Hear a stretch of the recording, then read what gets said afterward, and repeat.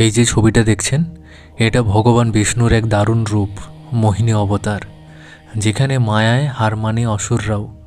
সমুদ্র মন্থনের সময় দেবতা আর অসুর দুপক্ষই একসাথে অমৃত তুলেছিল, কিন্তু সেই অমৃত উঠতেই শুরু হলো ভয়ঙ্কর ঝগড়া।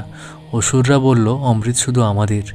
দেবতারা নিরুপায়। তখন ভগবান বিষ্ণু নিলেন এক আশ্চর্য রূপ, মোহিনী অবতার। অতুল সৌন্দর্য, মায়াময় হাসি, চোখে অদ্ভুত আকর্ষণ। মোহিনী মৃদু হেসে বললেন, আমি যদি অমৃত ভাগ করে দিই, রাজি তো? অসুররা মুগ্ধ হয়ে রাজি হয়ে গেল।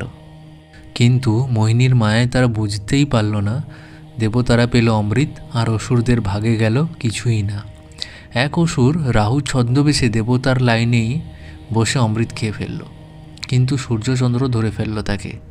বিষ্ণুর সুদর্শন চক্রে রাহুর মাথা আলাদা হলো, তবু অমৃতের ছোঁয়ায় রাহু অমর হয়ে গেল, আর সেখান থেকে জন্ম নিল গ্রহণ। এই অবতার শেখায়, শক্তি শুধু অস্ত্রে নয়, বুদ্ধিতেও।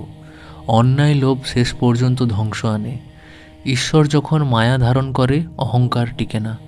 এমন ভক্তিমূলক কাহিনী পেতে চ্যানেলটিকে সাবস্ক্রাইব করুন। ভালো থাকবেন।